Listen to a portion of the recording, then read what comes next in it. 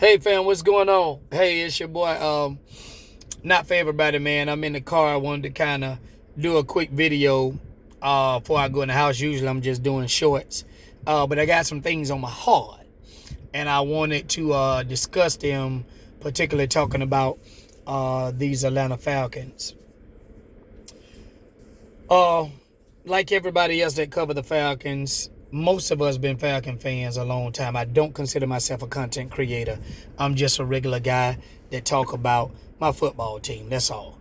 A lot of time my videos are not necessarily structured. They just what's on my heart. So this video is no different. But I want to talk about um, a couple things I've been hearing about the Falcons. Some that's on the sport channel and some from content creators and from just people around that's talking about football. One of the things let me address that I heard today that aggravates me, particularly with the Falcons, particularly with this regime, is the Atlanta Falcons or the Atlanta media. I was listening to the Zach Robinson interview, and this have happened with Coach Raheem too. Now, what's curious about this, what I'm getting ready to say, I noticed it didn't happen with Arthur Smith a lot, because Arthur Smith had a way that he would just, you could call it pride or nonchalant or arrogance, but he would really just cut the media up and they really wouldn't, buck him. Like they do sometimes, Raheem and these new coaches.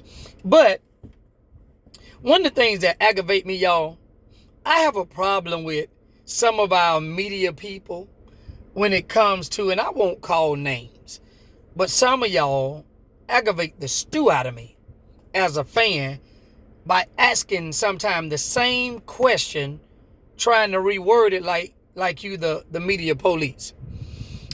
Maybe it's not the answer you wanted, particularly with Coach Raheem.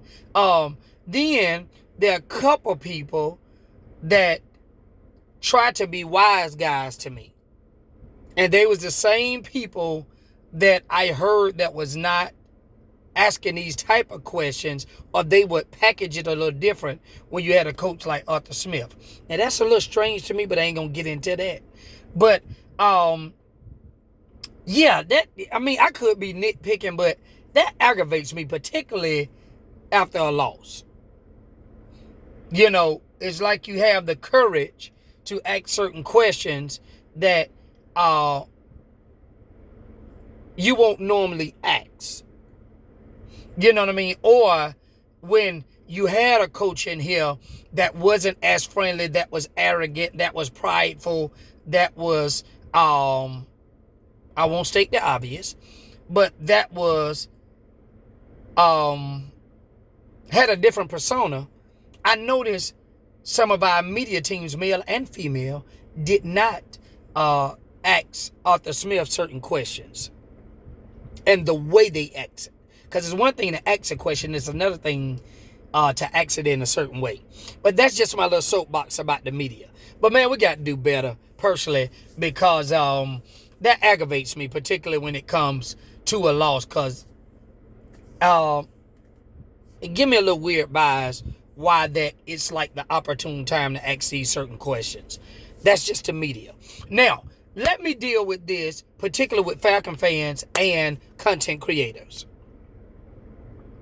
Everybody have an opinion. I'm not saying you don't have an opinion, but this one thing that keep coming up that's bothering me as a Falcon fan. This is this conversation about the scheme and the pistol offense. I'm going to tell you why I have a problem with it. Here's why I got a problem. Particularly when we are talking about the run game and some of the passes. We don't have to revisit, but I'm going to revisit for tonight. Sunday that just passed when we played Carolina. It is known Michael Penix had a horrible game. Not just Michael Penix, The play calling was shaky. The offense didn't move the ball. Defense did what they could. Special teams was horrible, right? But this whole fight about the pistol offense, what's bothering me is we talk about it's the wrong scheme. Why they running that scheme? But I didn't hear this until we lost against Tampa. But Bijan and Tyler had a nice game running the ball. I didn't hear about the scheme at all, particularly from Falcon fans and content creators, when we beat Minnesota. When Bijan and Tyler ran crazy out of the same pistol offense. And honestly, if you understand football, the pistol offense is simply just an extension of the shotgun. People have been running the ball for years out of that. My problem is, why do we resort to it's the scheme, it's the pistol offense when we don't win? I heard no, and I listened to a lot of content creators. And if y'all said it, y'all can check me on it. I didn't hear a lot of content creators when we ran the stew out of that ball in Minnesota.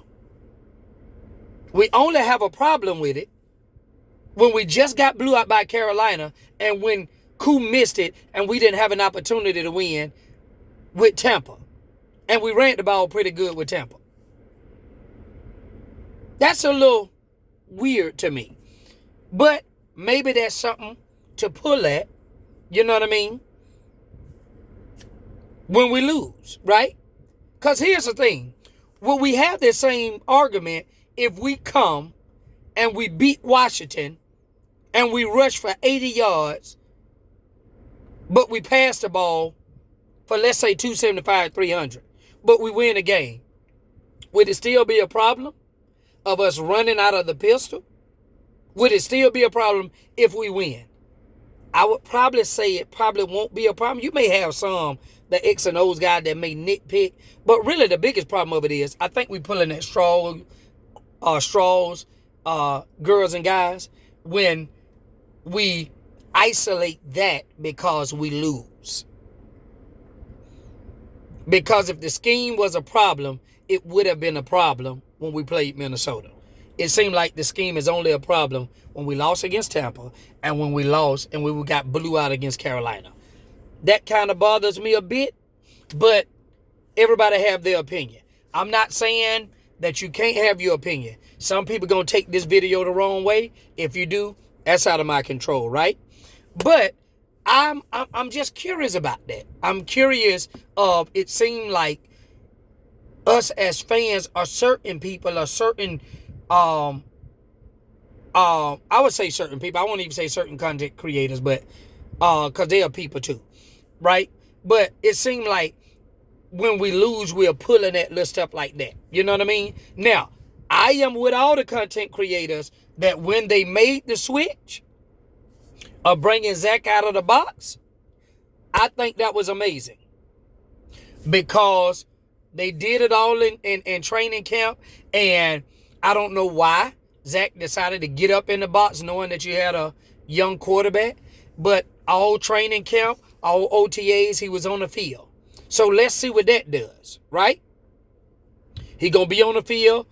Maybe I think he was trying to do something different. They was probably trying to, excuse me, y'all, trying to trust Mike, but with the headset, the helmet, they having the communication problems. Hey, let's get Zach down on the field. See what happens. Hopefully, they get this problem fixed because we all know, including me, everybody know, for 3 weeks, it seemed like we've been having communication problems, whether we was on the road or whether we was at the house, right? So, coming down on the field, maybe that's going to help that situation. I'm off my soapbox about that, right? This other thing that I want to kind of go back to, I think it was Swagoo. He was talking about that the running game, this on ESPN, I think it was NFL Live, if I'm not mistaken.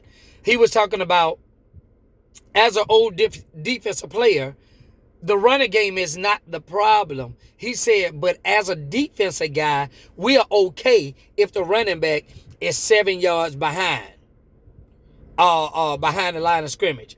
That helps us. I agree. Obviously, he played the position. He know what he's talking about. But let's speak to a bigger problem, y'all. I think the biggest problem is this. Even if they lined up, if Micah Penix, right? And we're going back to the scheme. If Micah Penix is under center, and let's just say Bergeron get beat, and we need a yard. If one of them offensive linemen get beat, and Micah Penix is under center, and we don't get the first down because we can't get a yard, we can't get two, would it still be the scheme?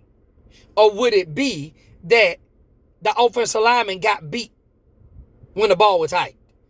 So could it be that, yes, it could be that pistol, Bijan setback so far could be a problem, him and Tyler. That could be a legit problem. Or could it be offensive linemen have to hold their block, right? Whether Micah Penix is on the center or whether he's in the pistol. Because again, let's look at this. When we went to Minnesota and most of the game with Tampa, we was doing pretty decent in the pistol. The scheme is the scheme. And yes, I agree with Zach Robinson. When he did his press conference, he kind of shaded he shot some shade to the media. And he's saying the same thing I'm saying. He's saying, I actually got it from him. He said, it's a problem when we don't convert, or it's a problem when we have a game like that. But nobody was saying that when we played Minnesota, when we ran the ball for 200 some yards. You know what I mean? So if everybody hold their block, for the most part, everybody on the line been messing up. And I'm going to be honest with you. Obviously, Elijah Wilkinson, to me, haven't been majority of our problem. I saw Jake Matthews get beat, and he's a veteran. I saw Bergeron get blew up. I've seen Lindstrom sometimes. I've seen, obviously, the center. I saw him get blown up. His name is escaping me for whatever reason. Excuse me, y'all, with this cough. But I've seen him get blown up, especially when we play like Vita Vea. We played Tampa. That was one place. Vita Vea, he just blew him off the ball. I mean, literally just blew the ball off the ball, and it was over with, right? So in that, I think everybody have legitimate reason to have their opinion. I'm simply saying, as Falcon fans, which majority of us, most of the Falcon fans that I know are content creators, let's give this scheme a try. Let's give it a chance. It's a new scheme. Micah Penix, this is his first year starter. He's a second-year quarterback, y'all. Albrecht doing his thing on the defense, but he got on there. He took accountability. Hey, we didn't look like what we looked like the first two games. I don't know what happened with Carolina. That Carolina game, it seemed like everybody wanted to try something new. That's what it seemed like to me. They said, hey, maybe they fell asleep because Carolina was 0-2. They took for granted, and they went in there and got their butt whooped. Let's see how they respond, right? As Falcon fans, and listen, content creators, guys, ladies, listen, I have no smoke against anybody, even the media people. I talked about y'all, but I don't really got no smoke against you, but I just want for us, I know sometimes it get hard. I've been a Falcon fan before I could talk. That's why I always tell people I've been a Falcon fan 44 years. Right? That's all I knew growing up. Before I could walk, I had somewhere was in a house with some Falcon gear.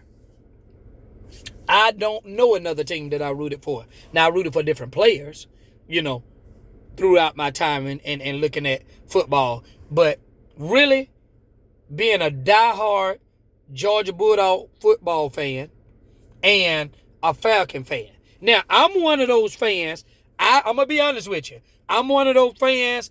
I don't get to the Sunday game. Part of it is I am involved. I've been involved in ministry for most of my life, right? So it's kind of hard when you in that part of it, involved in ministry, and you are counted on to be there. So there are sometimes most of the time growing up, I'm not able to go to the game. I'm telling you, I'm a regular guy. I was born in the inner city in Summerhill, in Georgia, in a part of the inner city called Summerhill. That's where I was born at, grew up at. Anybody know anything about that? I went to Carver High School. I went to D.H. Stanton. I went to King Middle School over by the Fulton County Stadium. Now that's Georgia State, but I stayed on the west side over by Bankhead. I've stayed in East Lake Meadows, which is in Decatur. I've stayed out Gresham Road. So when I say I'm a ATLian, I'm an ATLian. This is no shot to nobody that may live in Cartersville, that may live in Macon, that may live in Watkinsville. None of that. Listen, if you're an ATL, Atlanta Falcon fan, I got love for you. You know what I mean? So I'm just saying, listen, let's continue to do our content, man, but let us try not to just pull at the obvious or just pull at certain straws, because here's the thing. If we do that and they turn around and starting on Sunday, win this game, find themselves in the playoffs, my question would be, would the pistol still be a problem? Maybe your answer is still yes. But we got evidence that it can work. Do we know if it worked long term? Nobody knows. But I think we're going to have to trust the coach. We're going to have to trust the coordinators. And we're going to have to trust the players. Because, again, that's all we got, y'all. And then one last thing, y'all, and I'm trying to make this video so long. But one last thing, I want to give kudos to Michael Penix Jr. He didn't shy away from the media. He didn't shy away from accountability. He said he took responsibility. Let's give this young man a try. Again, I made a short earlier, I think last week or this week, that I was in my feelings because I heard some of these very ATL, say they diehard ATL fans and content creators saying Michael Penix wasn't ready. He can't play quarterback. I'm like, are you serious? Now, I know there's some of y'all in y'all heart that did not want Penix. When they drafted him, I understand it. But here's the thing. He our quarterback. And for what this boy have been through, the adversity of his injuries in Indiana, but then to turn around a program in Washington that was a laughing stock to a degree, we got to give this kid a chance, man. We got to give him a chance to gel. This is their first year technically in this offense altogether. He only had 3 games. I'm not excusing his bad play. I am not by no means. I got on this internet. I did a short or a video, by the way, and I said, look, Michael Penix was horrible. He stared down receivers. He played it safe, didn't push the ball down the field. He played bad against Carolina. But let's get this kid, man. Let's give him an opportunity. We got to give the whole offense, the whole team. We got to give him a chance, man. So I'm done, y'all. I'm finna go in the house and finish up the night. It's a late one tonight, but I had a late workout. So I just wanted to put this out here. Hey, man, I got love for everybody. I just say, look, man, we in this thing for the long haul. I've been here 44 years. I ain't going nowhere. One day, y'all may see me on this internet. I pray you do anyway. You may see me on this YouTube crying tears of joy because we finally got us a Super Bowl. And yes, I will be at the parade. I will not be going to work if I'm still working at that time, or if I'm still if I'm doing business, that day would be off. I would be at that parade. So I got hope and faith like everybody else that one day, rooting for this team, we'll make it back to that Super Bowl, and this time we will finish. Hey y'all, it's a new culture, man. Again, it's your boy, man. Not for everybody, but listen, this is for somebody. All right, y'all. I'm out of here. Peace, love, and hey, we'll do it again soon. All right, salute.